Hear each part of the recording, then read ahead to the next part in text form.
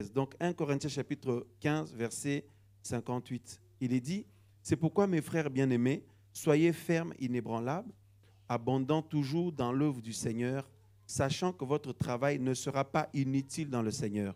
Abondant toujours, ou travaillant toujours avec un nouveau zèle, ou une nouvelle détermination, une nouvelle joie, engagement, tout ça, tout ce que vous voulez. Et on nous dit que sachant que votre travail ne sera pas inutile dans le Seigneur. Donc, nous apprenons ici, frères et sœurs, un élément très important, c'est que il y a la vie chrétienne en soi, mais en dehors de la vie, enfin pas en dehors, dans la vie chrétienne, il y a aussi le travail du Seigneur auquel on est appelé à participer. On ne peut pas dire avoir la foi, être des enfants du Seigneur et ne pas participer à son travail ou à son œuvre. Parce que cela va faire que ça va nous édifier, nous déjà, parce que l'objectif c'est de rester dans le Seigneur. Le travail du Seigneur, s'il est bien accompli, contribue ou aboutit à nous solidifier dans le Seigneur et aussi à ce que d'autres qui ne sont pas au Seigneur viennent au Seigneur et d'autres qui ont eu des moments difficiles se relèvent et se fortifient dans le Seigneur et se stabilisent maintenant dans le Seigneur. Et aussi pour servir d'exemple au monde parce qu'un jugement est prévu.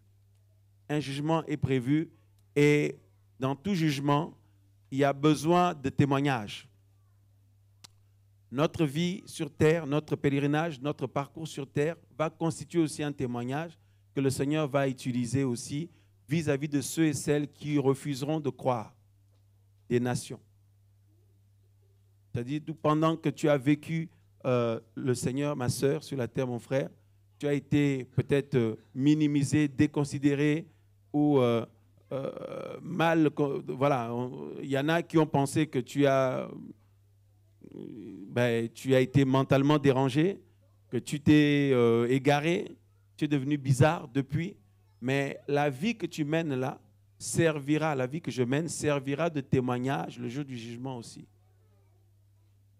Pire encore, le Seigneur a voulu les choses en ce que nous constituons ceux qui allons juger. En fait, c'est le Seigneur lui-même qui va juger, mais au travers de nous. Il va juger Israël au travers des 12 apôtres de l'agneau. Il va juger le monde, les nations, au travers de nous, les hommes et les femmes issus des autres pays, des nations. Donc, c'est vraiment une affaire à prendre très au sérieux.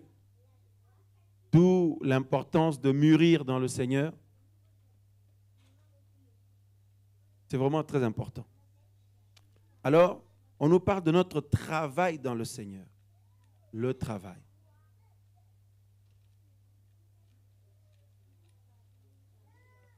Comme on l'a dit tout à l'heure, tout travail ou toute œuvre nécessite un engagement et nécessite aussi beaucoup de prise sur soi. C'est-à-dire, on prend beaucoup de choses, il faut le prendre sur soi. C'est pour ça que la vie chrétienne commence par la mort à soi-même, le renoncement à soi-même. Parce que quelqu'un n'est pas vraiment un frère bien converti, une sœur bien convertie, un frère vraiment passionné du Seigneur, il risque de trouver une occasion de chute dans l'œuvre du Seigneur. Parce qu'on a affaire à des différentes réactions, caractères, des différentes réalités aussi, qui font que, eh bien, si à la base, notre foi n'est pas vraiment basée sur le Seigneur, on peut être emporté par des tourbillons bizarres. C'est pour ça que la Bible dit que nous ne devons pas être ballottés à tout vent de doctrine. La volonté du Seigneur, c'est de nous stabiliser. Amen. Alors, je vous invite à prendre avec moi le livre en même temps, 1 Pierre, chapitre 4. Alors, j'avais préparé 2-3 versets là pour voir comment on peut orienter le partage pour que ce soit le plus clair possible pour nous et le plus parlant. Je ne veux pas ici faire un enseignement, on veut en fait, on ne veut pas que ce soit théorique seulement. On ne veut pas que ce soit seulement un enseignement, plusieurs informations que vous allez avoir, mais on veut aussi parler aussi des exemples concrets, la pratique aussi. C'est l'objectif. Parce que derrière, nous, après la fin de la mission, on va rentrer dans nos contrées, vous allez rentrer dans vos contrées. Il faut que là où vous venez, là où nous venons, que nous continuions tous et que ce week-end nous serve, pourquoi pas, de faire des progrès, de travailler de mieux en mieux, comme on nous dit, de mieux en mieux, de progrès en progrès à l'œuvre du Père. Et ici, pareil, de partir sur de nouvelles bases ou de continuer avec des éléments supplémentaires parce que le Père veut se glorifier, le Seigneur veut se glorifier. Personne ne peut bloquer l'œuvre du Seigneur. Si l'œuvre du Seigneur tourne en rond, ça ralentit. Si vous regardez bien, si vous priez, le Seigneur va vous montrer que beaucoup de frères et sœurs, c'est eux qui en sont la cause. C'est pour ça que le Seigneur dit que c'est à cause de ceux qui croient que le nom du Seigneur est blasphémé partout dans le monde. Ce n'est même pas les démons, ni les sorciers, tout ça qui peuvent empêcher que l'œuvre du Seigneur se fasse. Parce que le Seigneur a triomphé d'eux.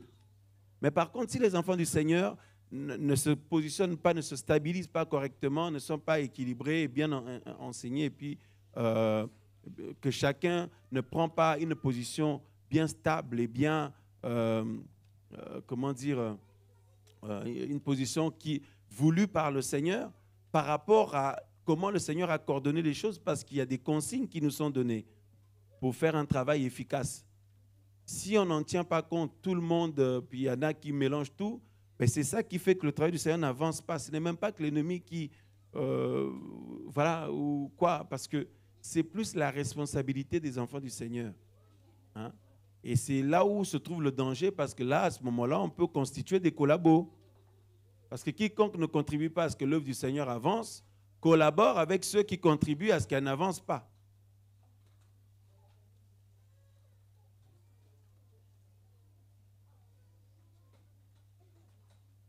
Parce que nous sommes d'accord pour dire le Seigneur ne peut pas commencer quelque chose, quelque part, un travail quelque part, une œuvre quelque part, et échouer.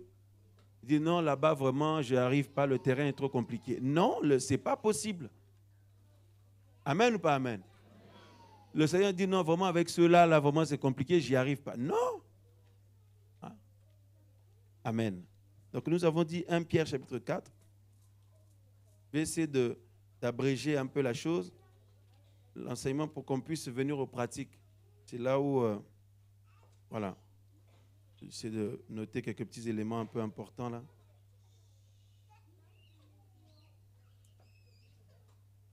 Ça va toujours?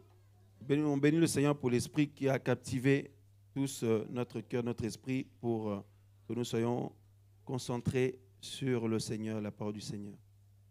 Donc 1 Pierre chapitre 4, nous lisons le verset 10.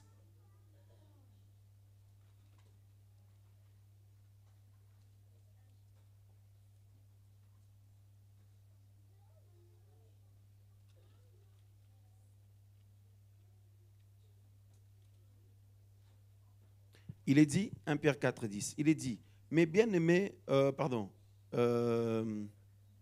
il est dit que chacun de vous rende service, que chacun de vous rende service aux autres. Retenez bien le terme service, hein. C'est ça le terme que beaucoup aiment dire, ministère, ministère, ministère, mais qui est un terme qui nourrit beaucoup la chair, quoi. Hein? Mais service, c'est vraiment, voilà. Parce qu'on parle de servir, ben, tu sens qu'il faut t'engager, il faut, voilà, tu sens que tu portes une charge, un poids, une responsabilité. Mais ministère, ça a plus un peu l'aspect, tu règnes, quoi. En tout cas, c'est comme ça que c'est vécu maintenant. Hein. Voilà.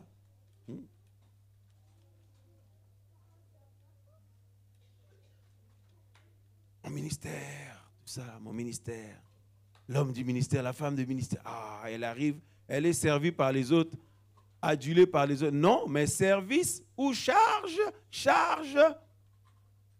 Parce que quand Yehuda a trahi le Seigneur, les apôtres ont dit que nous allons tirer au sort, prier le Seigneur, tirer au sort pour qu'un autre prenne sa charge, pour porter la charge avec nous. C'est charge. Si on parle de charge, on est dans un autre contexte, une autre configuration. Ça pèse et ce n'est pas quelque chose, tu vas courir après forcément. Mais c'est une responsabilité qui nous est confiée par le Père. On le fait parce que la nécessité nous est imposée.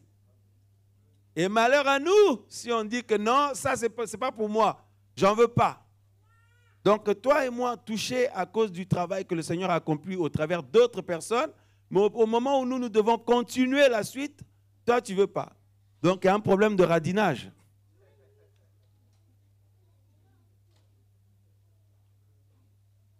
Les radins, ceux qui sont radins avec les dons qu'ils ont reçus n'iront pas au ciel. On vient de dire, hein, comme des bons quoi? Gestionnaires des diverses grâces du Seigneur, que chacun de vous rende service aux autres selon le don de grâce qu'il a reçu, hein, comme les bons gestionnaires de diverses grâces d'Élohim. C'est très important, frères et sœurs, parce que quand on parle de ça, on pense toujours seulement aux dons spirituels. Il n'y a pas que ça. Parce qu'en général, bon, on va petit à petit. On nous parle que nous sommes des gestionnaires. Nous sommes appelés des gestionnaires. Nous faisons la gestion. Quelle grâce que le Seigneur nous a confiée. Nous faisons la gestion des dons ou des grâces. Alors, les dons et les grâces, il y a des dons et des grâces spirituelles, mais il y a des dons et des grâces aussi naturelles. Oui, toutes les aptitudes naturelles que nous avons. Regardez par exemple par rapport à la vie professionnelle. Ce qui fait que chacun de nous fait plutôt un choix professionnel qui va par-ci, l'autre un choix professionnel qui s'oriente vers tel métier, l'autre vers tel domaine, l'autre vers vis-à-vis des gens, l'autre vis-à-vis de la nature, l'autre vis-à-vis de la maçonnerie, l'autre c'est le web, l'autre c'est ceci, cela. Comment ça se fait? Parce qu'on sent au fond de nous que moi c'est plus ce côté-là, moi c'est plus ce côté-ci. Pourquoi? Parce qu'on a reçu en nous des dons et des facultés naturelles. Le même Seigneur qui nous donne des dons de l'esprit nous a donné aussi des dons et des grâces naturelles. Maintenant, c'est la configuration qui change, c'est-à-dire l'exercice de ces dons et ces grâces-là qui change. On va doucement, doucement. Papa nous autorise que les dons et les grâces naturelles, qu'on puisse vivre de notre service, qu'on puisse toucher des sous. Naturels. C'est pour ça que tu peux vivre de ton métier. Tu peux vivre de ton activité professionnelle.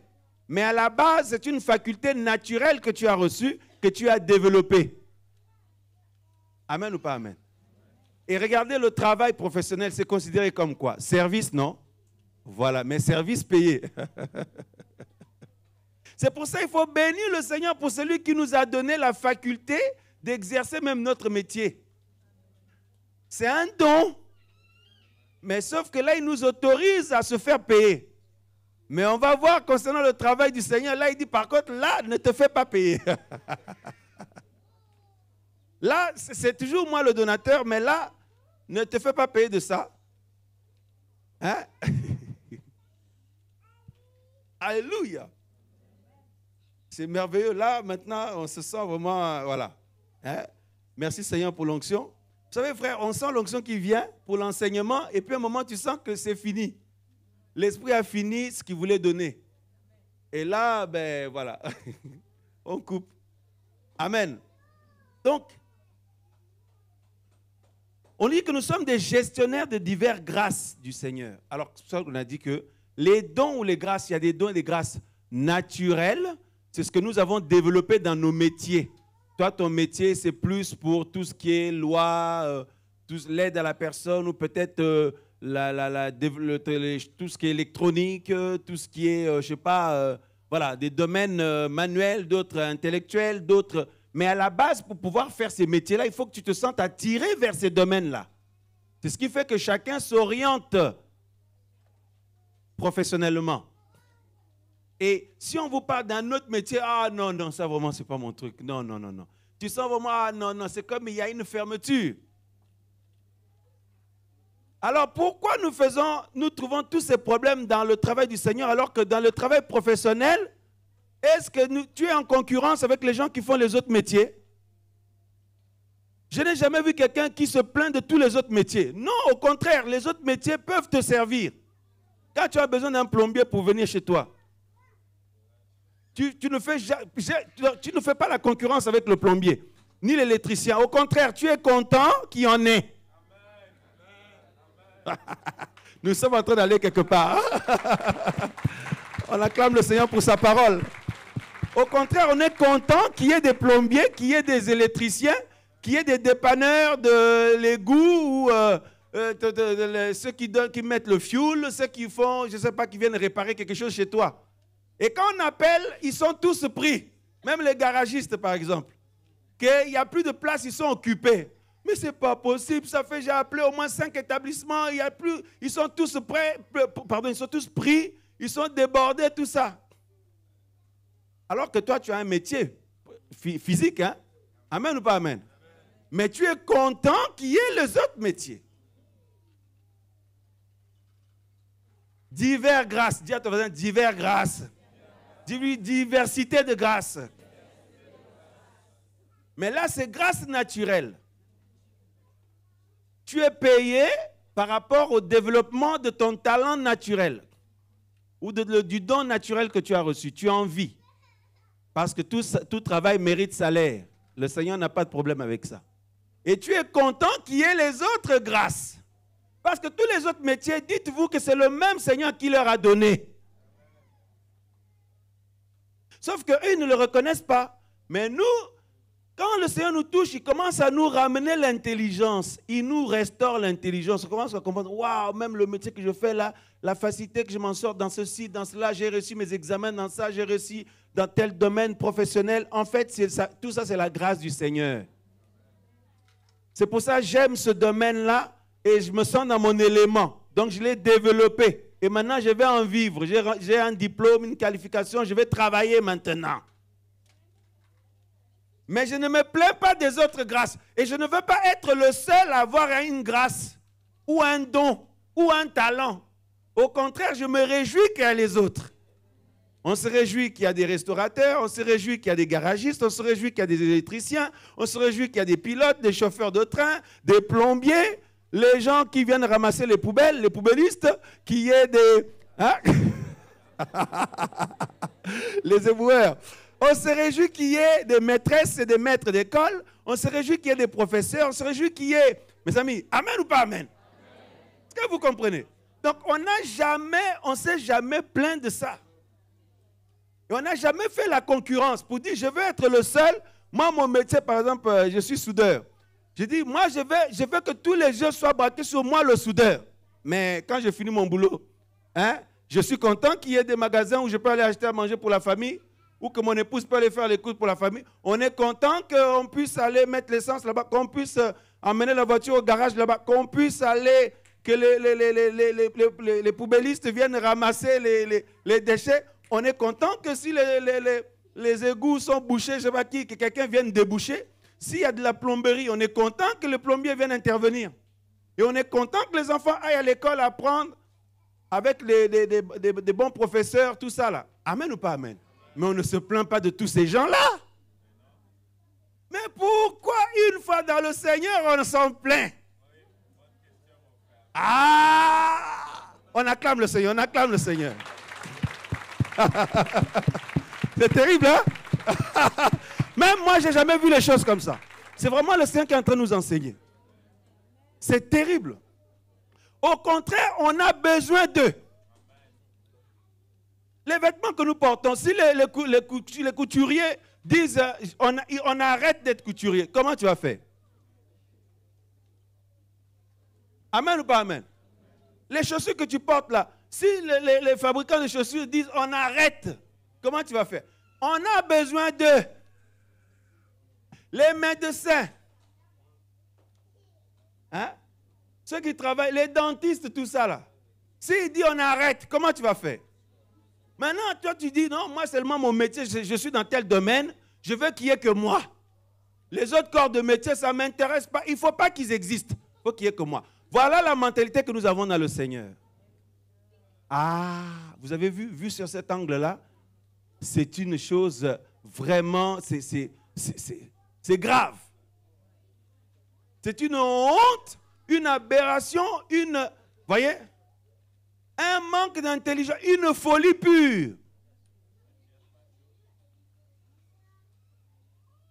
C'est grave.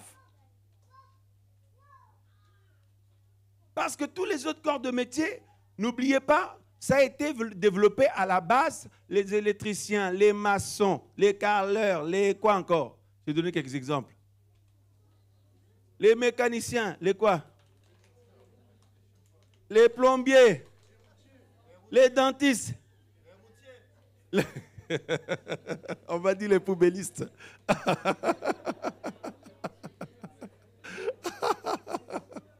Les éboueurs, ceux qui travaillent à l'abattoir, là, quand tu achètes ton poulet, là, il y en a, ah non, moi je ne veux pas savoir comment ils font là-bas dans l'abattoir. Par contre, quand tu achètes ton poulet embarqué, ah là c'est bien. Mais il y en a qui ont travaillé pour que tu l'aies comme ça. D'autres travaillent pour conduire des camions, pour aller, que la marchandise vienne, pour que quand toi tu vas aller dans ton supermarché, il est approvisionné. Maintenant, si tu ne veux pas qu'il y ait des camionneurs, si les camionneurs n'existent pas, comment tu vas faire?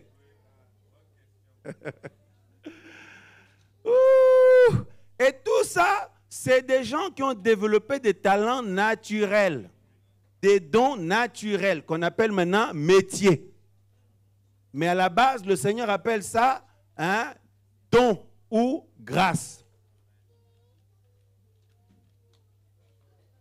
Quand on voit des personnes qui se spécialisent dans l'informatique, par exemple, d'autres, tu leur montres l'informatique. Oh non, non, j'ai mal à la tête là. Non, vraiment, j'ai mal à la tête.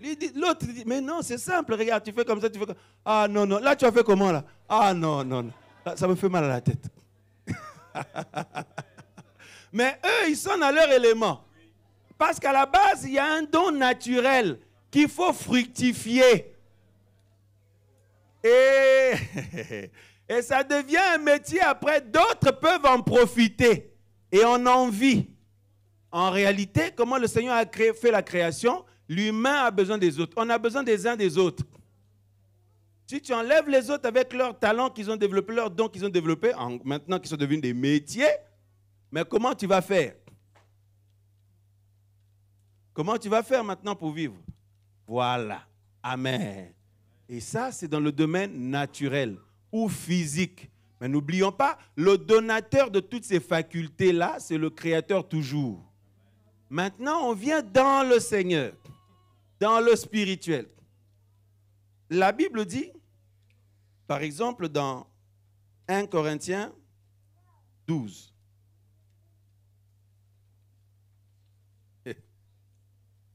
Et vous avez vu les dons naturels, on naît avec.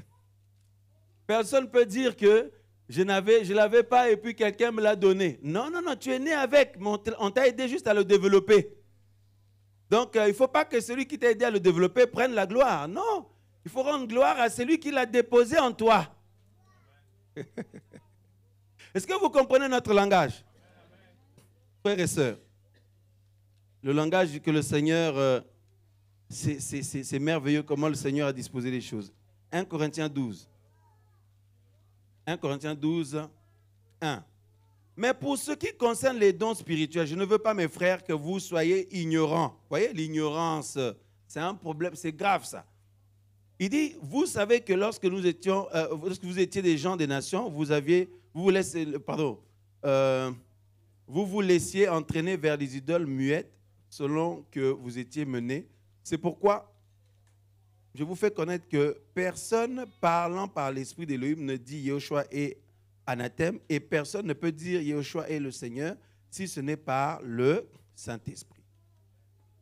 Or, 4. Il y a diversité de dons de grâce. Diversité, donc il y en a plein. Différents. Diversité, différents. Donc ça veut dire qu'il y en a plein il y a plein de grâces différentes, des dons différents. On dit il y a diversité de dons de grâce, mais c'est le même. Ah, ça ramène à ce qu'on a vu au début. Il y a un seul esprit. C'est le même esprit. Et on nous dit, il y a aussi diversité de service ou de ministère, mais c'est le même Seigneur. Il y a aussi diversité d'opérations, donc comment, voilà, donc, il y a plusieurs structures et avec un fonctionnement différent, on nous dit, hein, diversité d'opérations, mais c'est le même Elohim qui opère toutes choses en tous. Or, à chacun est donnée la manifestation de l'Esprit pour l'utilité commune. Pour l'utilité et... Dis à ton voisin, j'ai besoin de ce que le Seigneur a mis en toi. Dis-lui encore, saisis les dons du Seigneur, s'il te plaît. Parce que j'en ai besoin, moi. Dis-lui, le don là, ce n'est pas pour toi d'abord. C'est pour moi. Alors, s'il te plaît, réveille-toi et fructifie les dons. Amen. Ah mais oui. C'est comme si tu disais, les plombiers, s'il vous plaît, arrêtez là. Allez, formez-vous. Apprenez le plombage, la plomberie. Apprenez la plomberie, apprenez la plomberie parce que moi, chez moi, j'ai des problèmes de plomberie. Il faut que vous veniez intervenir. Il n'y a plus de plombiers là. Tout le monde est trop occupé. Ils ont trop de clients. Toi, qu'est-ce que tu attends pour apprendre la plomberie là? Vas-y. Vous voyez, c'est ça. Parce que c'est pour servir aux autres. Maintenant, dans les choses de l'esprit, on a besoin que tu rentres dans ce que le Seigneur a mis en toi. Ma soeur, réveille-toi, mon frère. Saisis maintenant parce que c'est pour moi. Et c'est pour toi. C'est pour chacun de nous. Oh, alléluia, alléluia, alléluia, alléluia. Alléluia. Voyez-vous, comprendre. Au nom de Yeshua. Mais bien sûr, parce que sinon, il nous manque quelque chose. Parce qu'on dit que tout ça, c'est pour l'utilité commune. Dis à ton voisin, l'œuvre. Dis-lui, l'œuvre, c'est beau. Hein? Mais le problème, c'est nous. J'ai tel don, tu as tel don. Toi, tu veux qu'il n'y ait que toi. Alors que tu as besoin que j'existe. Moi, je veux qu'il n'y ait que moi, alors que j'ai besoin que tu existes. Que le don en toi, là, soit développé. Que le Seigneur en chacun de nous, donc nous recevons des uns des autres. Non, mais c'est merveilleux. C'est merveilleux. Donc, en réalité, c'est comme l'abrutissement vis-à-vis de nous-mêmes. On n'est pas intelligent. Comme si on est vraiment en manque d'intelligence. Nous décourageons. Donc, moi-même, je décourage quelqu'un qui est censé... Donc, vous voyez, dans sa vie, le Seigneur a mis quelque chose qui est pour mon bien. Mais moi-même, je le décourage. Hein? Non, mais on a des problèmes quand même. Hein? Moi-même, je le décourage. Au contraire, je devrais en prendre soin. Sois encouragé, mon frère, ma soeur. Oh, alléluia. Oui, sois encouragé. Je devrais le soutenir, l'encourager. Parce que quand je fais ça, c'est pour moi. Et ainsi de suite.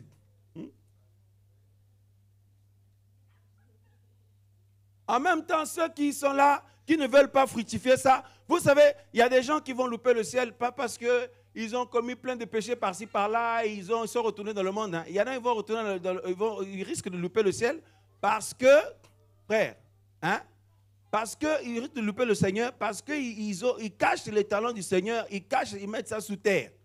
Quand le Seigneur dit méchant serviteur, hein, méchante servante, tu as caché ce que j'avais mis dans ta vie, tu ne veux pas de ça, tu ne veux pas le fructifier. Tu es fainéant, fainéante.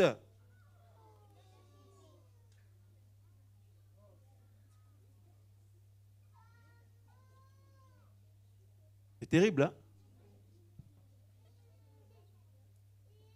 Donc maintenant, on peut se dire, ma soeur, tu as intérêt à saisir, hein? Mon frère, tu as intérêt à saisir. Ce n'est même plus pour, alléluia, pour la gloire du Seigneur. Dis oui, c'est pour la gloire du Seigneur, mais c'est aussi pour mon bien. Parce que le Seigneur nous a mis là pour qu'on soit des sujets de joie et d'édification les uns des autres.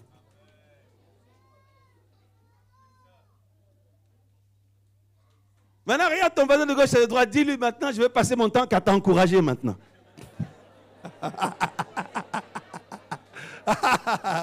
Ah ben oui, hein? Dès que tu vas lui parler, oui. Sourire et encouragement. Mais bien sûr, frère.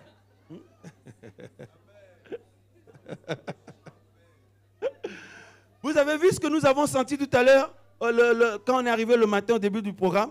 On sentait la présence du Seigneur alors qu'on n'a même pas encore invoqué le Seigneur. Le simple fait de se voir, oh, on sent qu'il y a quelque chose. Qui a senti ça? Mais oui, parce que nous portons l'onction. Par la grâce du Seigneur, mon frère, tu portes la sainte onction. Ma soeur, tu portes la sainte onction. Waouh! Hein? Et ce que l'ennemi fait, c'est justement qu'on puisse être méconnaissant de ça, qu'on l'ignore. Hein? Waouh! C'est terrible, hein? C'est pour ça Paul dit, frères et sœurs. On peut bien fermer les portes là, parce que là, ça me prend là. Hein? Alléluia. Parce que sinon, on va dire là-bas, mais c'est qui celui-là là? C'est un malade qui parle là ou comment? Amen. C'est pour ça Paul dit, frère et sœurs, il dit, hein? Et regardez le verset. Voilà. Alléluia. Merci Père de gloire. Là où j'ai vu, voilà, c'est ça, c'est ça. Le verset 1 de 1 Corinthiens 12, Paul dit, pour ce qui concerne les dons de l'esprit, c'est-à-dire ce que le Seigneur a mis dans ta vie, dans la vie de chacun, il dit, je ne veux pas, frère, que vous soyez quoi? Ignorants. Parce que l'ennemi œuvre pour que tu l'ignores. Ah, oui, voilà. Et papa œuvre au contraire pour que tu prennes conscience. Mais ce n'est pas pour frimer avec. Non, c'est pour fructifier ça parce que c'est vital, non seulement pour toi, mais pour les autres aussi. Pour le bon fonctionnement du corps. Regardez, moi, frère, pendant que je suis en train de parler, maintenant, quelqu'un vient et puis me bouche le nez. Où est-ce que je vais avoir la force pour prendre l'air là? Hein? On me bouche le nez, comme on me dit, maintenant, vas-y, parle. Et puis ton nez va rester fermé. Non, laisse mon nez tranquille. Il faut que le nez soit en bonne santé pour bien respirer. Et quand j'ai l'air, la vie, parce que l'air, l'esprit qui m'amène la vie, j'ai la force et la lucidité de parler. Maintenant, si mes yeux font grève, je vais me balader où? Je vais faire comment? Si la bouche dit non, non, ben moi aussi, la grève, là, nous ne sommes pas d'accord avec ci, avec ça, je fais grève aussi. Comme il y a beaucoup de grèves là en ce moment. Hein? Ma bouche fait grève. La voix dit, ah bon, la bouche fait grève, ben moi aussi, la voix, je fais grève. Non, il faut que tout ça, que chaque élément soit à sa place et que ça œuvre bien, que personne boude. Est-ce que vous avez déjà vu des membres de votre corps bouder? Alors pourquoi nous avons des boudeurs et des boudeuses chez les chrétiens? Pourquoi nous avons de « on m'a blessé, on m'a fait ci, on m'a fait ça ». Je n'ai plus à cœur. Imaginez-vous, vous avez faim, mais la bouche dit « je n'ai pas à cœur que la nourriture rentre en moi ». Comment vous allez faire? Et les dents disent « ah non, et puis nous, on n'a pas à cœur de mâcher ». Mais Paul prend l'exemple, hein? Paul prend l'exemple du corps pour nous parler, frère, ça nous enseigne. Est-ce que vous avez entendu vos dents se plaindre? Vous avez déjà entendu votre langue se plaindre et le nez se plaindre, les yeux? J'ai pas à cœur. C'est pour ça, frère, vous savez, demandez-moi, mais pourquoi les membres du corps ne se plaignent pas? J'ai pas entendu. Ben parce qu'ils sont des serviteurs inutiles. Parce qu'il faut que mes mains œuvrent bien, les jambes œuvrent bien sans se plaindre, parce qu'ils font leur devoir. Hein? Si ma jambe parle, je vais, oh, jambe, tu parles toi? Si ta jambe te parle, tu vas te trouver bizarre. Hein? Si tes mains te parlent, il y a une voix qui sort de tes mains, oh, tu dis, mais qu'est-ce qu'elles ont mes mains? Les mains ne parlent pas, les jambes ne parlent pas, les dents ne parlent pas. Mais oui, frère, non, nous sommes en haut là, il faut comprendre la pensée de l'esprit. Ton nez ne va pas parler pour te dire, je n'ai pas à cœur. Ou alors, il y a ci, il y a ça, il faut me faire ci, faire ça. Non, ce sont des instruments inutiles pour le bon fonctionnement de mon corps. Ce qu'on retient, c'est que je suis en bonne santé. Mais on ne va pas mettre l'accent sur les dents. Est-ce qu'ils font grève, ils ne font pas grève? Est-ce que les yeux font grève? Non, je suis en bonne santé. On retient le corps. Le Seigneur veut enfin qu'on voit le corps aussi parmi nous. Parmi les enfants du Seigneur, qu'on retienne le corps. Et qu'on voit le Seigneur. C'est fini que nous puissions beaucoup nous manifester là. Hein? Soyons calmes, frères. Prenons Luc. Luc chapitre... attendez. Voilà.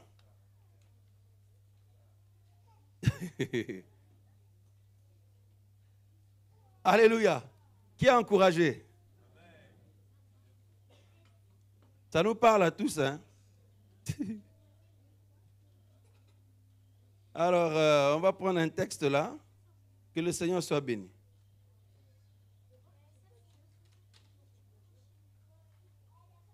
Amen, amen. De dire à ton voisin, je vais apprendre à être calme.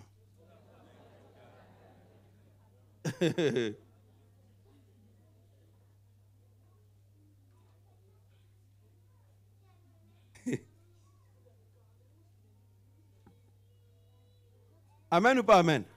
On a parlé du service, non? Nous, on veut faire le service, mais on veut recevoir une forme de reconnaissance derrière. Hein? Est-ce que quand tu as bien mangé, ma soeur, franchement, après le repas, qu'est-ce que tu dis? Merci Seigneur, non? Tu rends gloire à qui? Oh frère, la parole est forte. Hein? Alléluia. Ma soeur, tu as compris? Hein? Vous avez saisi. Oh Père, merci, j'ai bien mangé. Mais je n'ai jamais vu, tu t'assois comme ça, tu dis, oh, ma dent, mes dents. Vraiment, vous avez bien travaillé. Merci les dents. Dents d'en haut, vraiment, excellent travail. Dents d'en bas, vous aussi, vraiment, vous avez bien travaillé. La langue, toi, tu as vraiment bien senti le goût. Vraiment, merci. On n'a jamais vu ça. Amen ou pas amen?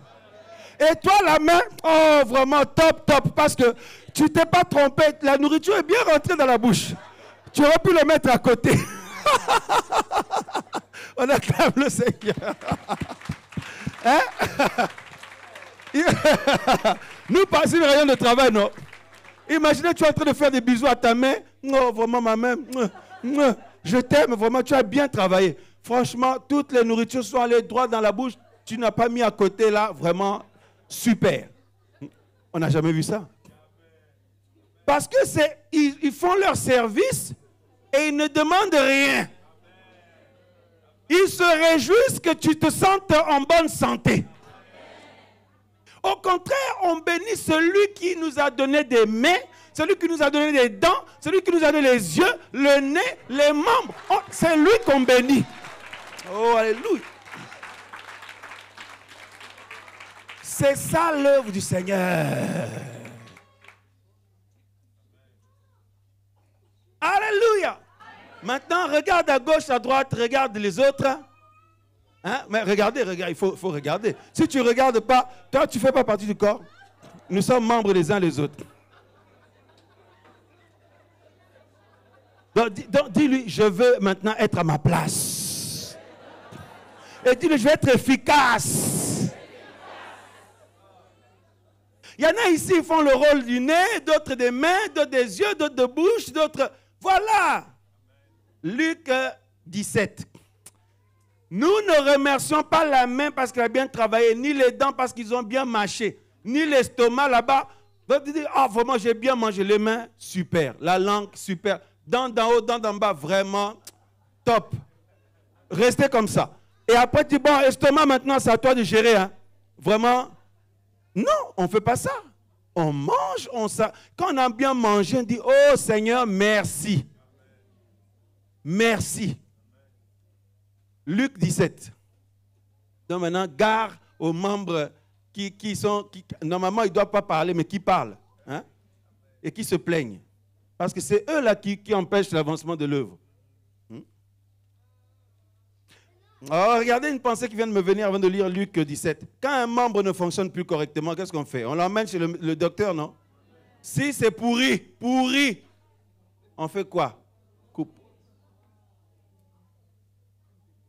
Vous avez compris? Amputation, parce que ça ne sert plus pour le corps. Et ça risque d'endommager le reste du corps. Donc on coupe. Oh, alléluia. Donc maintenant, frère, sœur, nous allons dire à notre frère, notre sœur, dit maintenant, fais tout pour ne pas être pourri, s'il te plaît. Parce que sinon, papa va te couper. Mais je vous dis la vérité, hein. Et couper là, vous allez voir, hein, quand on coupe, on ne demande pas à la main, est-ce que tu veux qu'on te coupe ou pas? Hein?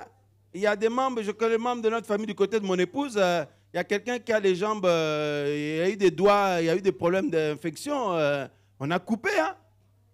On ne demande pas, est-ce que le doigt, tu veux qu'on te coupe ou la main, tu veux qu'on coupe? Non, tac. Ça, il faut faire très attention, ça peut se passer à un moment que tu ne sais pas. Ouais, tout ça, là, ça va nous calmer, nous remettre à notre place. Maintenant, là, hein, il ne faut surtout pas que les complications viennent de mon côté ni de ton côté. Surtout pas. Luc 17.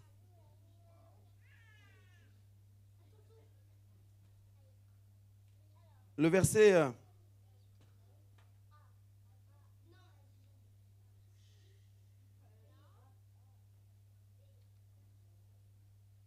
on nous dit, au verset 10, vous aussi, Luc 17, 10, vous aussi de même, quand vous aurez fait, tout ce qui vous a été, quoi? Ordonné de faire. Hein? Dites, nous sommes et nous avons fait ce que nous devions faire. Donc, on n'a aucune gloire à en tirer.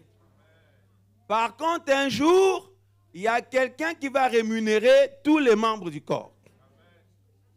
C'est le Seigneur. Mais si quelqu'un de nous reçoit la rémunération des gens, mais le Seigneur ne va plus le rémunérer. Voyez? C'est merveilleux ou pas, frères et sœurs? Alors, nous avons vu que chacun met au service des autres les dons qu'il a reçus.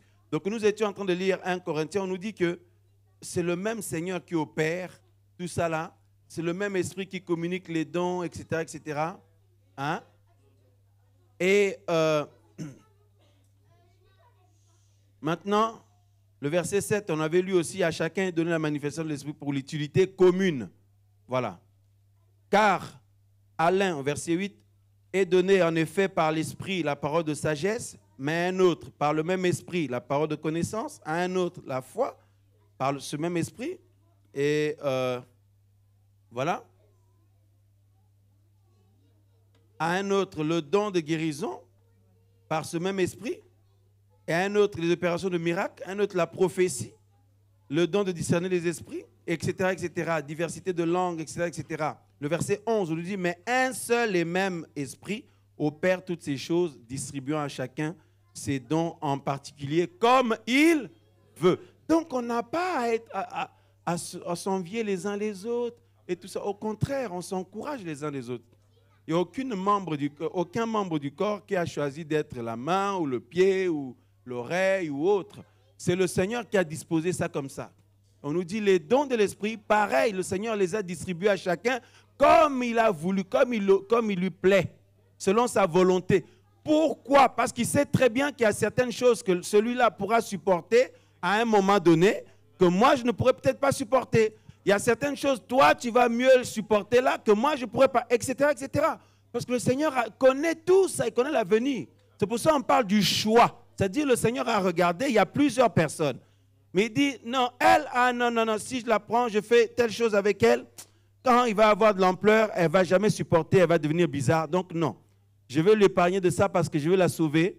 Lui, bon, il va être capable de supporter telle chose. Donc, voilà, le Seigneur le choisit. Elle, donc, elle peut supporter ceci, cela. Parce que l'objectif, le Seigneur veut nous donner la vie. Il ne veut pas qu'avec ce qu'il nous a communiqué comme grâce, comme don, qu'on soit perdu. C'est ça qu'il ne faut pas oublier. C'est un Père d'amour terrible. Donc, bénissons le Seigneur pour la vie de nos frères, de nos sœurs et les grâces qui sont dans leur vie.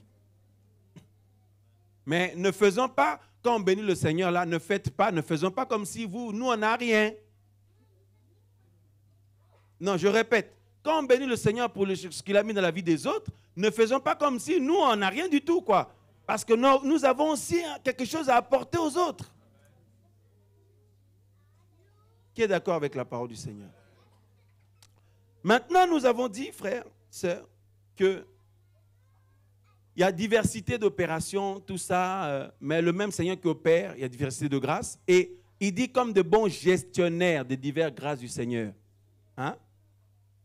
Dans Luc 4, quand on parle de la tentation du Seigneur, avant la tentation du Seigneur, bien sûr, le Seigneur a lu la parole d'Ésaïe qui dit « L'Esprit du Seigneur est sur moi. Hein? » Lisons-le rapidement. Luc 4. la parole qu'Ésaïe et Échaïa avaient déclarée. Luc chapitre 4, nous lisons le verset. Ça va toujours? J'essaie d'accélérer là. Luc chapitre 4, le verset 16. Et il se rendit à Nazareth où il avait été élevé. Et selon sa coutume, il entra dans la synagogue le jour de Shabbat. Et il se leva pour faire la lecture. Et on lui donna le rouleau du prophète Yeshaïa. Et l'ayant déroulé le rouleau, il trouva le passage où il est écrit: L'Esprit du Seigneur est sur moi, parce qu'il m'a oint pour faire quoi? Évangéliser les pauvres. Après, il m'a envoyé pour guérir ceux qui ont les cœurs brisés. Donc, évangéliser les pauvres, guérir ceux qui ont les cœurs brisés, pour proclamer aux captifs la délivrance et aux aveugles le recouvrement pour mettre en liberté les opprimés, pour publier une année favorable du Seigneur. Et ayant roulé le rouleau et l'ayant rendu au serviteur, il s'assit. Les yeux de tous ceux qui étaient là, qui étaient dans la synagogue, étaient fixés sur lui. Alors il commença à leur dire: aujourd'hui, cette écriture est accomplie à vos oreilles par sa présence. Et toute l'œuvre qu'il a accomplie, ou le travail que le Seigneur a accompli, ça a été dans le sens de guérir ceux qui ont les cœurs brisés, évangéliser les pauvres, proclamer la liberté, la délivrance à ceux qui sont captifs, et une année favorable, une année de grâce ou d'espoir, un temps d'espoir aux humains, que tout n'est pas fichu, il y a de l'espérance. Que quelqu'un qui a vécu sans le Seigneur et désemparé, ayant expérimenté toutes sortes de choses qui ont fait que sa vie a été complètement détruite, peut se dire que par le Seigneur Yeshua, il peut écrire une histoire nouvelle pour ma vie. L'année de l'espoir, voyez, un temps, une année favorable du Seigneur, ou la grâce, l'année de la grâce ou de l'espérance. Voilà. Donc, maintenant, le Seigneur a œuvré dans le sens de guérir ceux qui ont les cœurs brisés, évangéliser les pauvres, annoncer la bonne nouvelle, l'espoir aux gens, la délivrance, tout ça là, délivrer les gens. Et il a œuvré jusqu'au paroxysme de son ministère, ou de son appel, ou de son devoir, de son service, ou de sa mission, la croix. Et ensuite, qu'est-ce qui s'est passé, comme vous savez? Il a donné le relais aux disciples. Alléluia. Et notamment aux apôtres, tout ça, mais qui sont à la base des disciples, qui ont aussi partagé, encouragé, et les frères et sœurs ont pris à bras le corps la vision du Seigneur. C'est pour ça, tout à l'heure on a lu, il y a un seul Seigneur, un seul esprit, un seul royaume. Il y a une seule vision. Ça, il ne faut pas dire aux gens, c'est quoi ta vision? Ça fait longtemps que tu travailles dans la vision des autres. Toi, c'est quoi ta vision? Ça, ce n'est pas une phrase correcte. Ça peut faire donc naître des ambitions bizarres aux gens. Et on a une seule vision. Et il y a diversité de grâces et opérations pour mener à bien une seule vision. Maintenant, arrêtons de nous mêler les pinceaux, de nous embrouiller dans la diversité là. On dit qu'il y a diversité. On ne doit pas se perdre là-bas.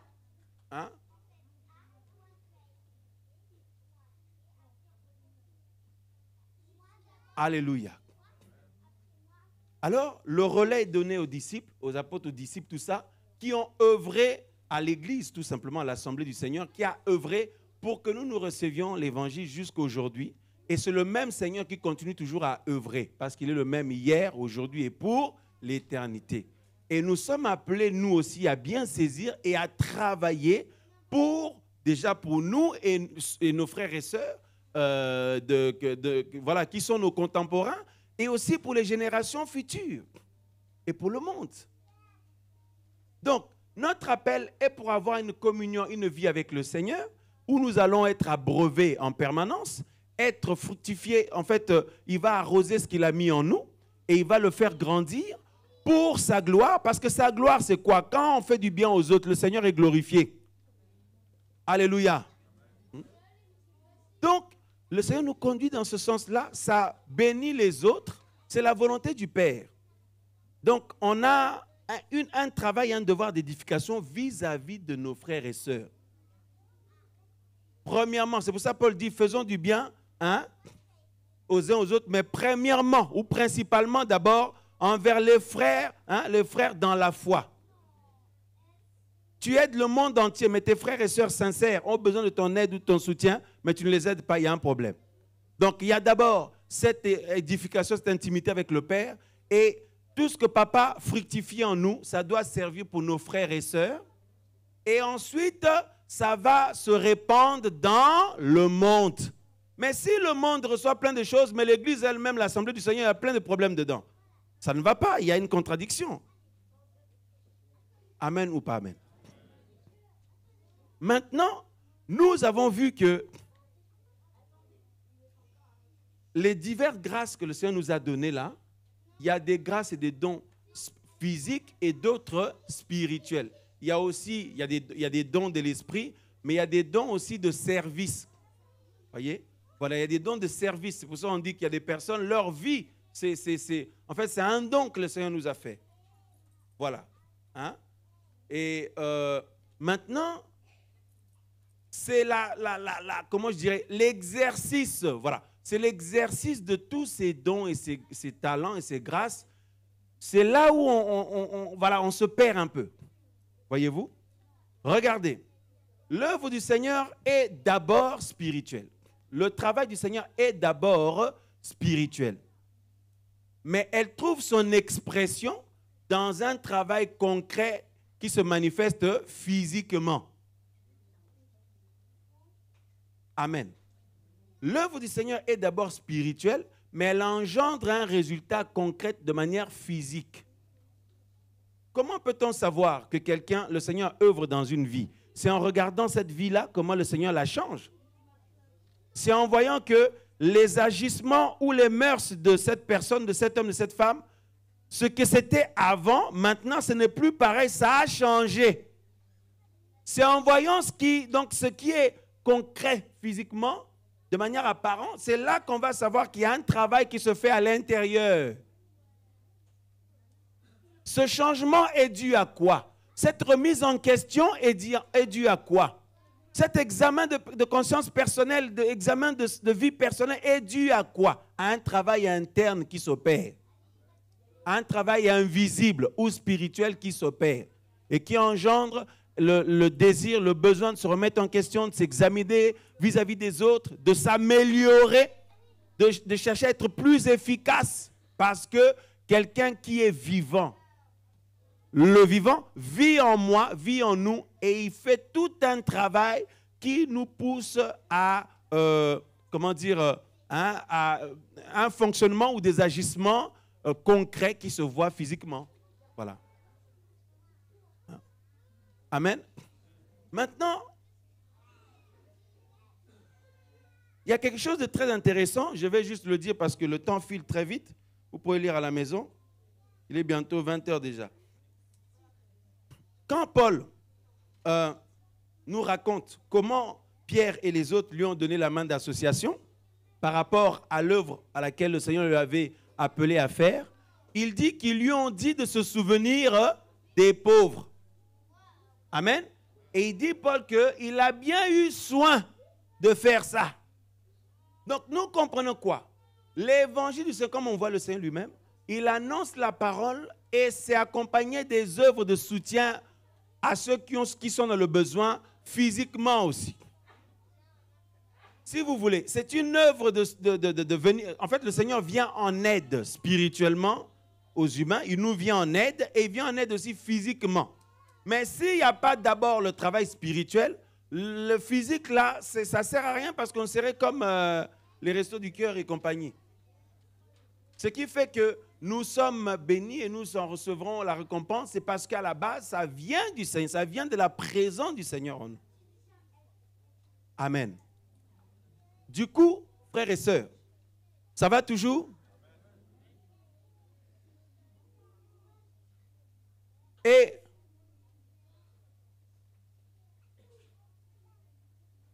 le Seigneur œuvrant en nous, d'abord pour nous assurer le salut de nos âmes, d'abord. Parce que si quelqu'un perd le salut, ça ne sert à rien tout ce qu'il va faire à côté. À quoi sert-il à un homme de gagner le monde entier, de faire du bien à tout le monde, s'il perd son âme, s'il perd son salut? Donc le Seigneur veut s'assurer d'abord que mon salut, ton salut ne se perd pas. Si ça commence à se perdre, il va t'interpeller. Tu vas voir, tu vas même stopper d'abord ce que tu fais là pour t'assurer que non, là, il faut d'abord que mon salut, voilà. Amen. Et pour s'assurer qu'il nous sauve d'abord, le Seigneur, ensuite, ça engendre une œuvre de compassion vis-à-vis de notre prochain. Vis-à-vis de notre prochain. Amen. Du coup, frères et sœurs, tout ce qu'on a écouté comme témoignage tout à l'heure, pour aider les gens qui sont dans le besoin, pour les gens qui ont besoin de soutien pour se faire opérer, soutien financier pour manger, organisation pour ceci, pour cela. Des associations peuvent être mises en place ou pas, parce qu'on n'attend pas ça pour pouvoir servir le Seigneur. Voilà. Et donc, toutes ces choses, frères et sœurs, c'est parce que d'abord, le Seigneur œuvre en nous, il a fait sa demeure en nous et il nous assure le salut d'abord. Ce n'est pas grave, ma soeur, t'inquiète pas. Il nous assure le salut d'abord et maintenant, la suite, il nous conduit à ce qu'on puisse participer à un travail qui édifie les autres. L'édification ou la construction. Alors, frères et sœurs, premièrement, le Seigneur a besoin que nous restions en permanence, en contact permanent avec lui, d'où l'obligation d'avoir une intimité avec le Seigneur. Celui qui n'a pas l'Esprit du Seigneur ne lui appartient pas. C'est une obligation et un devoir d'avoir une intimité avec le Seigneur. Amen. Ça, c'est un devoir, donc notre première responsabilité. Donc, si tu quittes l'intimité, tu commences à faire plein de choses et tu n'as plus d'intimité, frère, sœur, tu deviens un danger pour nous. Tu deviens un danger pour nous parce que là, on risque d'avoir affaire à, je ne sais pas, à ton ancien toi ou à quoi. Non. Ce qui nous assure et qui nous rassure à ton sujet ou à mon sujet, c'est parce que d'abord, tu restes en contact avec papa. Comme ça, l'ancien, le vieux nous là, papa le maintient en bas. Et là, tu es une bénédiction pour nous en toutes choses. Tu n'es pas dangereux, ni dangereuse. Mais s'il n'y a plus ça, il y a dangerosité là. Hein? Amen ou pas amen? Donc ça, c'est le premier devoir dans le travail du Seigneur. Donc quand on dit que nous faisons l'œuvre du Seigneur, avant de vouloir d'abord aller faire pour les autres, mais sois fidèle d'abord dans l'œuvre. Soyons fidèles d'abord dans l'œuvre avec le Père. C'est-à-dire développer cette intimité, cette relation avec lui. C'est tout un travail. C'est tout un travail parce que Paul dit, celui qui pratique le péché, il est du diable. Il dit, voilà, il dit, le salaire du péché, c'est la mort. Donc le péché, c'est tout un travail. Il y a des gens, pendant leur vie, ils travaillent pour le péché. En fait, en étant dans le péché, ils sont en train de bosser. Maintenant, nous, le contraire, la sanctification, c'est tout un travail.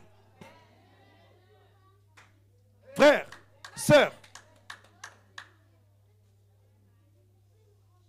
parce que Paul parle, frères et sœurs, de travailler pour notre salut. Travailler pour notre salut. Il en parle, je crois, aux Philippiens. On parle, travailler pour notre salut et travailler de mieux en mieux à notre salut. Et là, c'est un élément personnel d'abord. Moi, personnellement, toi, personnellement, mon frère, ma soeur, chacun de nous, personnellement, même les gens qui sont d'une même famille, ou qui sont mariés, ou qui travaillent ensemble dans l'œuvre du Seigneur, tout, chacun, personnellement, d'abord, nous travaillons pour notre salut. De la même manière que le péché, c'est tout un travail, et à la fin, ça va donner comme salaire la mort. De la même manière, la sanctification, c'est tout un travail qui va donner à la fin la vie. Alléluia. Donc, posons la question à l'autre. Mon frère, est-ce que tu es au travail? Est-ce que tu es bien au travail, mon frère? Oui, moi, je dois partir en mission dans l'autre pays. Non. Est-ce que tu es d'abord au travail vis-à-vis du Père? Moi, je dois partir en mission dans tel quartier. Ah non, moi, je dois visiter un hôpital là-bas. Oui, c'est bien, mais est-ce que tu es d'abord fidèle au premier travail? Parce que si nous ne sommes pas fidèles vis-à-vis du premier travail d'abord, nous ne pourrons pas être efficaces par la suite. Oh, nous parlons du travail du Seigneur, frère. Alléluia. Ah, l'Esprit nous a saisis. On est en train d'enregistrer l'équipe, non? Ah, les frères. Alléluia. Parce que finalement, on sent que c'est vraiment le Seigneur qui est en train de nous parler tous. Le frère et sœurs, vous voyez comment le Seigneur nous fait du bien? Donc, ne pense pas que parce que moi, il ne faut pas que je pense, il ne faut pas que nous pensions, ah mais oui, je ne fais pas partie de tel groupe, telle équipe missionnaire là-bas, tel groupe là-bas, telle chose là-bas. Donc, je ne travaille pas pour le Seigneur. Frère, sœur, si tu es en train de te sanctifier, tu es au travail. Alléluia. Alléluia. Ça nous encourage. Ça nous encourage à continuer, frère. Donc, dis à ton voisin, ne me dérange plus trop parce que je suis au boulot. Je travaille. Je travaille. Ah oui, mais tu as entendu l'histoire qu'il y a là-bas? Ils ont critiqué, ils ont fait ça. Oh, mais moi je suis au travail. Laisse-moi, je travaille. Ah bon, tu fais quoi? Mais je me sanctifie. On acclame le Seigneur. Alléluia. Hein? C'est magnifique ou pas? Donc, qui veut faire l'œuvre du Seigneur ici? Levez la main. Alors, dis à ton voisin, travaille dans la sanctification d'abord. C'est tout un travail. Parce qu'il y en a qui arrêtent le travail de la sanctification, ils passent à l'autre travail. Le travail du péché. Ah mais oui. Et c'est pour ça la Bible dit que quelqu'un qui vit dans l'autre travail là, nous ne pouvons pas faire la suite du travail du Seigneur avec lui. Si tu veux qu'on fasse la suite de l'œuvre du Seigneur, arrête de travailler pour le péché. Travaille pour la sanctification et là, nous allons faire la suite ensemble. C'est fort, hein? Et comment ça nous fortifie là? Alléluia!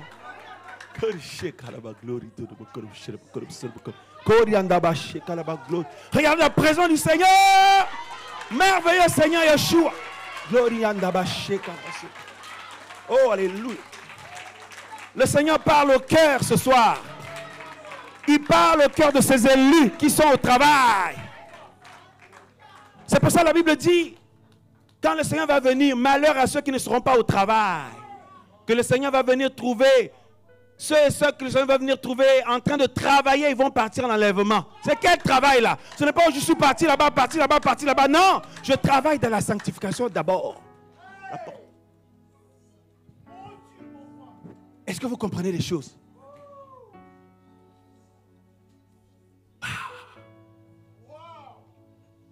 Quand le Seigneur va revenir, la Bible dit qu'il va trouver des hommes et des femmes qui sont au travail et il va les prendre. Mais on s'est toujours posé la question, mais c'est quoi ce travail-là? Est-ce qu'ils sont en train de faire une évangélisation là-bas? Ils sont en train de faire une œuvre par-ci, une œuvre par-là. Mais ils sont d'abord fidèles au premier travail. Ils sont dans le travail de la sanctification. Merveilleux Seigneur.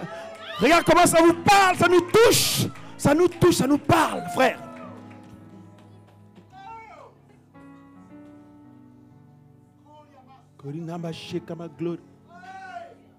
Le Père de gloire est là.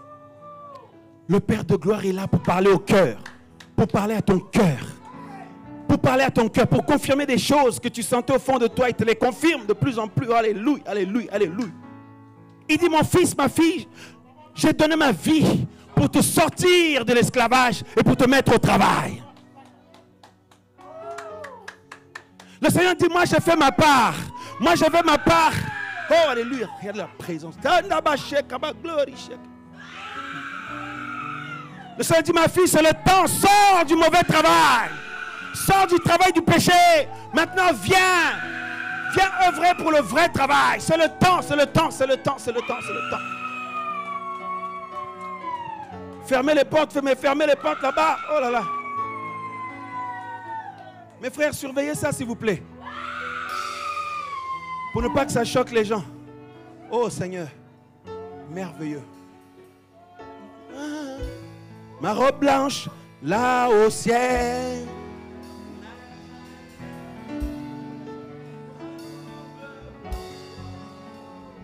Au ciel, près de papa, j'irai là-bas. Au ciel, près de papa, là, ma robe blanche, les yeux rivés sur le ciel. J'irai là-haut, j'irai là-bas, au ciel, près de papa. Merveilleux Seigneur. Tu vois ça mon frère? À la présence du Père. C'était une réunion de travail. Franchement, on se laisse conduire. Que le Seigneur fasse ce qu'il veut. Il parle au cœur.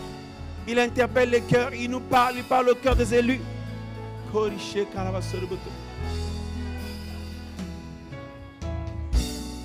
Alléluia. Merveilleux. Merveilleux. Merveilleux. Merveilleux.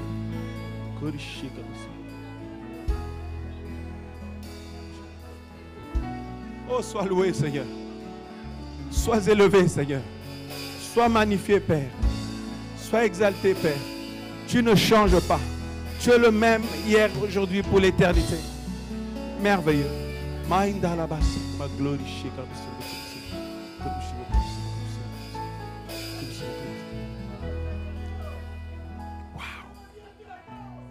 Le Seigneur dit, où es-tu mon peuple? Où es-tu? Où es-tu? Où es-tu? Petit à petit, l'ennemi est en train de t'attirer pour que tu travailles pour lui. Le Père de gloire dit, mon fils, ma fille, mon peuple. Le Seigneur dit, j'ai fait ma part. Je t'ai sorti de la prison, je t'ai sorti de la captivité pour te mettre au travail. Waouh! Pour te mettre au travail. Merveilleux Seigneur. Frères, sœurs, la sanctification, c'est tout un travail. C'est tout un travail auquel nous devons être fidèles au Seigneur. Parce qu'elle aura pour salaire la vie. Parce que regardez. On parle des couronnes, non? On dit que nous aurons des couronnes au ciel. Nous aurons les couronnes par rapport à comment on a fructifié les talents, les dons. Mais avant d'avoir des couronnes, là, il faut avoir la vie qui est la récompense du premier travail. Si tu n'as pas bien fait le premier travail, tu ne peux pas avoir la vie éternelle. Donc tu ne peux pas avoir des couronnes. Vous comprenez? Donc quelqu'un peut dire, non, moi je veux faire l'œuvre pour avoir des couronnes. Mais il n'y a pas de couronne si tu n'as pas la vie éternelle. D'où l'importance du premier travail. Le travail de la sanctification devant Papa, devant le Père de gloire. C'est tout un travail. Waouh! Voyez comment la présence sainte du Seigneur? Alléluia. Et maintenant, étant efficace au premier travail, parce que regardez. L'œuvre que le Seigneur fait, frères et sœurs, est efficace. Nous sommes d'accord. Quelqu'un qui grandit fidèlement dans le premier travail, le travail de la communion avec le Père, le travail de la fructification de la vie, le travail de la sanctification, la séparation du mal, la consécration davantage, quand il va faire la suite de l'œuvre du Seigneur, c'est-à-dire édifier les autres, ce sera efficace. C'est-à-dire quand il va chanter, ça bénit les autres. Quand il va prêcher, ça bénit les autres. Quand il fait le social, ça bénit les autres. Quand il prie pour les gens, ça bénit les autres. Mais remarquez le contraste avec quelqu'un qui sort du travail, le premier travail de sanctification et commence à faire le mauvais travail, le péché. Parce que la Bible dit le salaire du péché, c'est la mort. Donc le péché est tout un travail, frère. Donc, il commence à faire, l'homme là, la femme là, le frère ou la sœur là, reprend le mauvais travail. Et maintenant, il essaye ou elle essaye de faire quand même la suite, c'est-à-dire l'édification des autres. Qu'est-ce qui se passe? Il n'y aura plus les fruits. Au lieu de bâtir les autres, de bénir les autres, qu'est-ce qui va se passer? Il va les polluer. Il va les polluer, les casser, les détruire. Ce que nous voulons, c'est l'édification. C'est pour ça que le Seigneur parle à ses enfants comme nos sœurs témoignaient tout à l'heure. Il dit, n'écoute plus les chants de telle personne, n'écoute plus les prédications de telle personne, n'écoute plus ceci, n'écoute plus cela. Parce que l'objectif, c'est de recevoir l'édification. C'est pour ça que quelqu'un sort du premier travail, il ne peut plus être une bénédiction pour les gens pour la suite du travail. Parce que la deuxième phase du travail du Seigneur, de l'œuvre du Seigneur, c'est pour ça que quand Paul dit, nous devons travailler de mieux en mieux. Ça englobe les trois parties là. La suite du travail, c'est vis-à-vis des autres maintenant. L'édification commune. C'est pour ça que la Bible dit que tout doit se faire pour l'édification. 1 Corinthiens 14, 26, quand on se réunit, quelqu'un a-t-il un cantique? Quelqu'un a-t-il une parole? Quelqu'un a-t-il une exhortation, un enseignement, un témoignage? Tout ça là, que tout se fasse pour l'édification. Parce que si le peuple du Seigneur qui est appelé à œuvrer pour que le monde en bénéficie, parce que nous sommes la lumière du monde, Yeshua notre Père est la lumière et il a fait de nous la lumière du monde, où il a fait le sel de la terre, il a fait de nous. Comment nous allons avoir une bonne saveur si nous ne sommes pas fidèles au premier travail vis-à-vis du Père? Et deuxièmement, entre nous les frères et sœurs, il n'y a pas l'édification voulue par le Père. Mais le monde ne va avoir rien du tout, il ne va même pas avoir la vie. Il ne va pas avoir la vie parce que déjà entre nous, on ne se communique pas la vie. On se communique autre chose, la mort. Vous voyez? Pour que le monde ait la vie, il faut qu'il y ait les enfants du Seigneur, le peuple du Seigneur soient fidèles au premier poste de travail vis-à-vis du Père. Après, on reçoit la vie d'en haut. Maintenant, ça vis-à-vis des frères et sœurs. Dans tout ce que nous faisons, il y a la vie qui accompagne. C'est-à-dire quand tu chantes, il y a la vie qui passe. Quand tu témoignes, il y a la vie qui passe. Quand tu fais le social, il y a la vie qui passe. Quand tu aides les autres, il y a la vie qui passe. Quand tu prêches, tu exhortes, il y a la vie qui passe, frère. Quand tu chantes, frère, voyez-vous, même quand tu joues l'instrument, même quand tu vas visiter les gens sentent quelque chose de fort. Pourtant, d'autres personnes sont venues les visiter, mais ce n'est pas pareil. Quand toi tu viens, c'est comme s'il y a toute une suite royale qui vient. C'est le royaume des cieux qui t'accompagne, qui nous accompagne. Et là, on s'édifie mutuellement. On se bâtit mutuellement. Et l'efficacité au premier poste de travail nous rend efficaces même dans notre vie personnelle. Pour être une bonne épouse par exemple, un bon époux, un bon père de famille, une bonne mère de famille, un bon frère pour les autres, une bonne soeur pour les autres. Tout ça là, ça fait de nous des hommes et des femmes efficaces. Et ça nous suit dans tous les aspects. Une fois que, par la grâce du Seigneur, il nous aide à grandir, à faire des progrès dans le premier poste de travail, ça poursuit maintenant vis-à-vis des autres. C'est-à-dire tout ce que tu fais, ma soeur, c'est imprégné de vie. Tout ce que tu fais, mon frère, c'est imprégné de la vie. Et ça édifie les autres. Que tout se fasse pour l'édification. D'où l'importance de se réunir et de s'édifier mutuellement. Une fois que nous sommes édifiés, ça veut dire nous sommes bâtis, remplis, alors on fait quoi? On va aller donner aux morts. On va aller voir les morts, c'est-à-dire les gens du monde, et on leur apporte la vie. Tu donnes la vie, tu partages. En fait, le Seigneur au travers de toi et moi, c'est le Seigneur qui fait tout ça au travers de nous. Il partage la vie, donne la vie.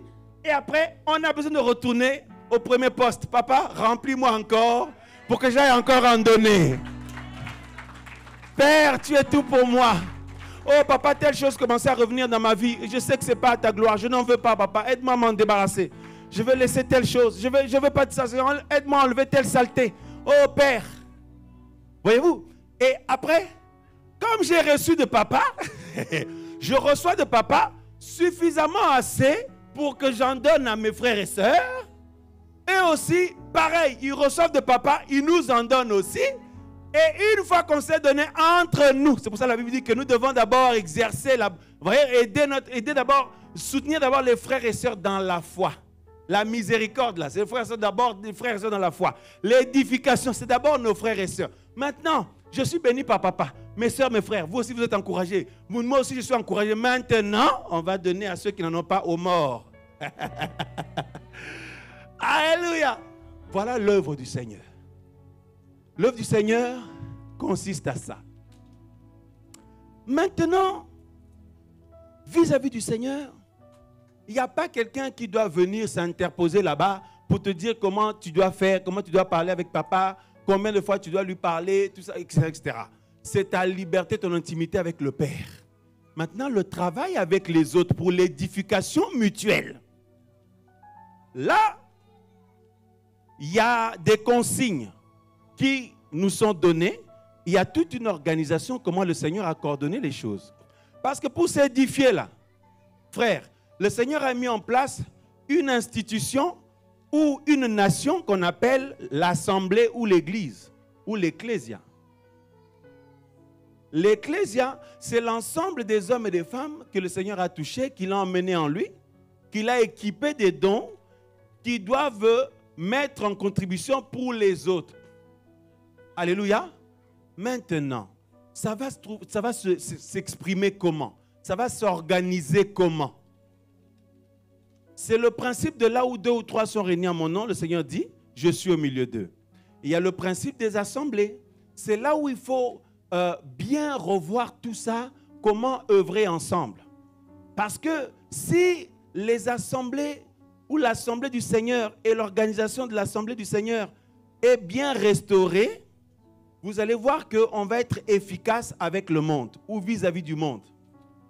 On va être très efficace. Et si nous ne sommes pas bien coordonnés en tant que peuple du Seigneur, en ce qui concerne l'assemblée du Seigneur, l'église du Seigneur, c'est ce qui fait qu'on traîne des pieds, chacun essaie de faire un peu par-ci de son côté, l'autre essaie un peu par-là de son côté, mais globalement, il n'y a pas vraiment un impact.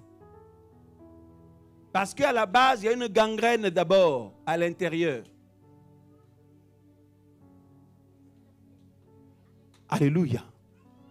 Donc, le travail du Seigneur, c'est structurer tout ça et se situer dans ces 3 dimensions-là. Devant le Seigneur, vis-à-vis de nos frères et sœurs et vis-à-vis du monde. Et se situer là. Parce que devant le Seigneur, c'est tout ce qui concerne la vie de sanctification, l'adoration personnelle, la vie de méditation personnelle, la discipline personnelle. Voilà, voilà cette passion vis-à-vis du Seigneur. Maintenant, vis-à-vis des autres, ça consiste en, lors des réunions, bien on peut, ceux qui ont la grâce au niveau des chants, peuvent faire des cantiques et ça va construire les autres. Ceux qui peuvent exhorter, ça bâtit les autres. Ceux qui donnent des conseils peuvent donner des conseils, ça bâtit les autres. Il y a un problème de possession démoniaque là. Ah ben, quelqu'un a un don de discernement. Il discerne. Il discerne. Pendant qu'il discerne, un autre qui a un don pour chasser les esprits, il vient chasser. Un autre, voilà, frère, l'autre qui a un don de miracle. Il y a une maladie là. Eh ben, on vient prier, etc. Donc, il y a une coordination de tout ça là. Voyez-vous? Tout ça, c'est toujours pour le corps, le royaume. Maintenant, après, il y a aussi les onctions d'Éphésiens 4 qui vont œuvrer aussi toujours dans le corps. Mais leur exercice n'est pas pareil que l'église ou l'assemblée. Maintenant, en même temps, chacun peut avoir à cœur quelque chose, un projet personnel, une vision ou une mission personnelle. Et là, comment l'appliquer, comment appliquer cela, comment exercer cela sans que ce soit mal fait, sans que la forme soit mauvaise. Voyez, pour qu'on soit efficace, c'est là où se trouvent les embouteillages. Amen. C'est là où se trouvent les embouteillages. Et là, on va expliquer terre à terre maintenant. Je regarde l'heure d'abord parce que, vous avez vu comment la présence du Seigneur nous accompagne? Voilà. Maintenant, on prend des exemples terre à terre. Je pense par rapport à l'enseignement, je sens que l'onction a fait ce qu'il voulait. Le Seigneur voulait réveiller quelque chose, voulait... Amen, qui a été encouragé. Voilà, on acclame le Seigneur, alléluia. Waouh! Et il n'y avait pas besoin de venir vous toucher. Hein. Non, non, non, non. Lui-même vous touche. Lui-même nous touche. Qui a senti que le Seigneur l'a touché? Et ce n'est pas fini parce que demain, ça va être chaud.